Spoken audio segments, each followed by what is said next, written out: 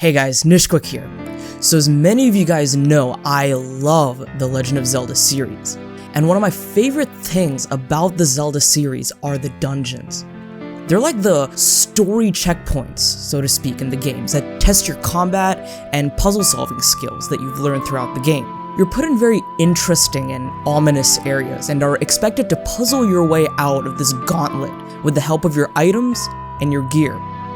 The game in the series that changed dungeons forever is Ocarina of Time.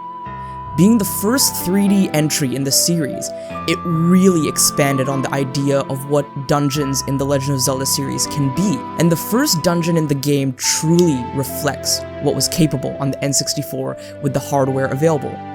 Inside the Deku Tree, the first dungeon in Ocarina of Time is, in my opinion, one of the best first dungeons in the entire Legend of Zelda series, and in a way, a great example of a good tutorial in gaming. And just a quick reminder, if you enjoy videos on video game analysis, reviews, usability studies, etc., be sure to give this video a like and subscribe to my YouTube channel, Nishquick Pops, for more content.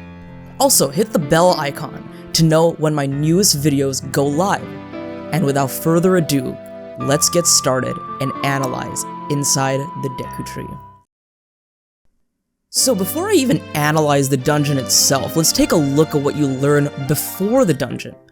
The true tutorial of the game to teach you the controls and the camera is in Kokiri Forest. You're tasked with finding your sword and shield in order to even speak to the Deku Tree. These tasks are simple, yet signs around the forest village tell you what you need to do and give you tips based on movement and combat. Arguably, the most important thing in the game is the moment when this Kokiri girl on the rooftop teaches you Z-targeting. With the help of your fairy Navi, you can target NPCs, or non-playable characters, enemies, and even small items of interest like signposts. Even though a game like Mega Man Legends may have been the first game to introduce lock-on targeting in a game, Ocarina of Time was the one that perfected and revolutionized the mechanic, allowing a character to move around while targeted. This mechanic is now used in many action-adventure games. As you leave your home and approach the Deku Tree, you are encountered by your first enemies, the Deku Babas. After learning Z-targeting, you can take them down easily, but it's a nice way to practice this mechanic in terms of combat before the dungeon. As you enter the dungeon, the camera pans around, showing you the dungeon has upper levels, so of course, your first choice is to climb. But as you're destroying the Deku Babas around the first level, you notice a large web in the center of the room. Navi makes sure to point this out to you as well. As you climb and get your first dungeon item, the dungeon map, you see spiders on the wall. And if you're daring to climb the walls, you'll realize the spiders will knock you off. Of course, it doesn't look like it's time to head in that direction yet. The next room is your first puzzle room. The room locks behind you until you solve the puzzle. Once you solve the very basic puzzle in this room, you hear this sound for the first time.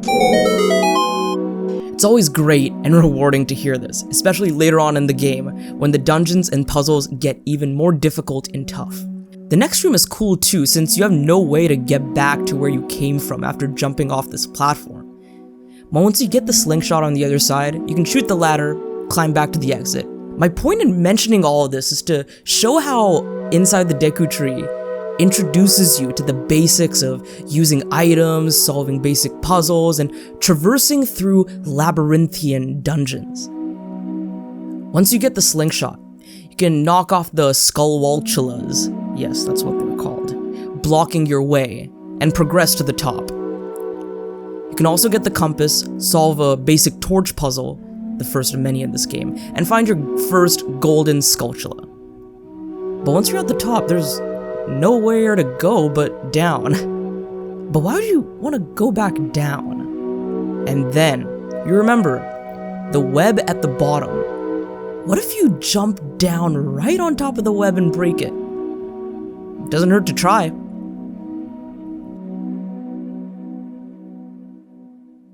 And looks like that's where you're supposed to go. And now you're at the bottom level of the dungeon. I always thought this was a really cool puzzle, using the geography of the dungeon itself to convey a puzzle, and the path forward was really interesting to me. This lower level has some water and also more torches. You realize some of the Deku sticks you used as torches earlier can be used to light the webs on fire and create a path forward. Next, you learn the famous clue to the boss room, 23's number 1. From here on, the dungeon is noticeably tougher. You learned a lot since you started the game, from combat to puzzles to how to properly use your items. Now you find yourself stuck in a room full of water and a large spiked bar, continuously rotating, and a platform moving back and forth. And if you go head first onto the platform to go to the other side, the spikes will hit you and you'll fall in the water. But you remember Navi mentioned that you can dive into the water for a few seconds. As you dive, you find a switch underneath, and the water level lowers. How convenient! You can now get across easily. On the other side, you learn about moving blocks, nothing too fancy there. The next big room has something interesting. Of course, you see the torch and the webs, you obviously burn them down, but the enemies you find are unlike any you've seen in the dungeon before. They're these weird spider-like creatures, and they lunge out at you.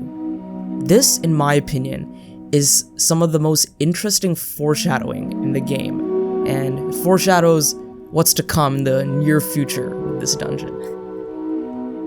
Once you come out of the hole you're crawling through, you enter a very familiar room. It's the room you fell down from the web, but now you're on a higher level.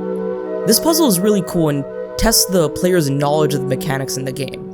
You already know about using Deku sticks to light torches, moving blocks, rolling, all that. But this puzzle combines all three of these mechanics. Something we haven't talked about yet is rolling. Rolling makes Link move a little bit faster, but also while you're rolling, you can still hold an item that you haven't put away yet. This is something the player might have already figured out by looking at what the action icon says. Once you push a nearby block to the lower level of the room, you can run across, light the torch, quickly run back up, climb onto the box, get onto the higher level. Now, you need to burn the web of the floor. Since there is no higher platform for you to jump off onto the web, you need to burn it, and the only way to do so is rolling on it. This process is very ingenious, but also, you have to act quick, because if you fall in the water, your torch will go out, and if you wait too long, yep, your torch will burn. This section of the dungeon is a little more advanced, and a little more tougher as well. After successfully completing the first portion of the top level of the tree, the game now understands that you are ready for a tougher challenge, and with the help of environmental clues and Navi of course, your Zelda dungeon solving skills are sharpened even more. Now that you're on the lower level of the dungeon, you're almost done. Now you have to use the clue that you learned in the middle of the dungeon to get inside the dungeon of the boss room. The theme of this dungeon is to be a good introduction and tutorial for the player, and Goma is a great introduction boss as well.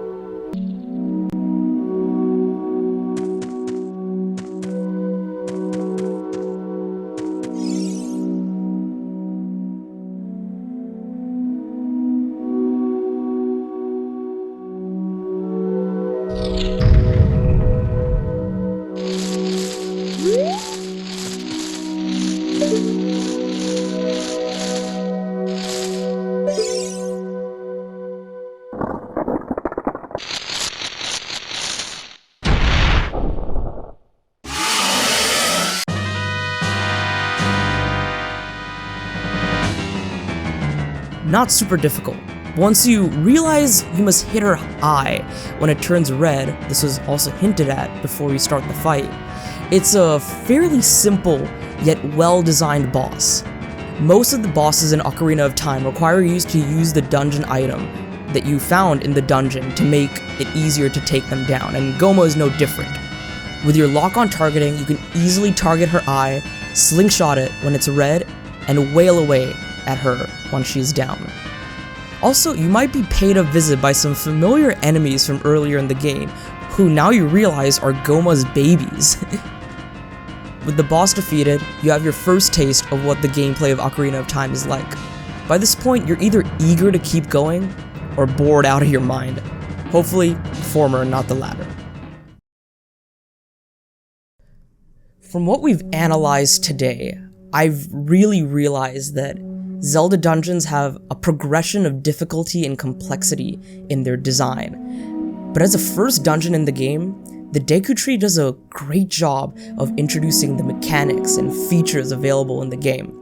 Some other first dungeons like the Forest Temple in Twilight Princess, Skyview Temple in Skyward Sword, and even Woodfall Temple in Majora's Mask don't really have a perfect balance of difficulty and discovery in my opinion. Sure, they'll teach you the mechanics, but they're not as easy to learn and pick up as they are in Ocarina's Deku Tree in my opinion. Also, the setting is fantastic for a Zelda dungeon. The inside of the Great Deku Tree that has watched over you and your family of Kokiri for as long as you can remember, but who's now dying because of a curse put on him, causing monsters to take residence inside of him. Overall, I love how this dungeon introduces mechanics to you in a friendly yet insightful way. Figuring out the answers to these environmental puzzles as a kid was a very eye-opening gaming experience for me. And after this dungeon, I was truly excited and eager to see what else Ocarina of Time had in store for me. So, sound off in the comments below. What did you think of Inside the Deku Tree as a dungeon? And what are your other favorite Zelda dungeons in Ocarina of Time and in the other games? Let me know in the comment section below. Thanks so much for watching this video. Remember, if you like this video and enjoy video game analysis, reviews, and usability studies, remember to give this video a like and subscribe to my channel, Nish Quick Pops, for more content, and hit that bell icon to get notified whenever I drop a new video. Be on the lookout for more videos about the Xenoblade Chronicles Series 2. Xenoblade Chronicles 3 is releasing this July, and I could not be more excited. Also, give me a follow on Twitter and Twitch. I've been playing Xenoblade Chronicles Definitive Edition and some Kingdom Hearts. And follow me on Twitter, of course, to hear some of my gaming and pop culture takes and opinions. And hear whenever I'm dropping a video or going live. I'm Nishquick, signing off. Have a great day.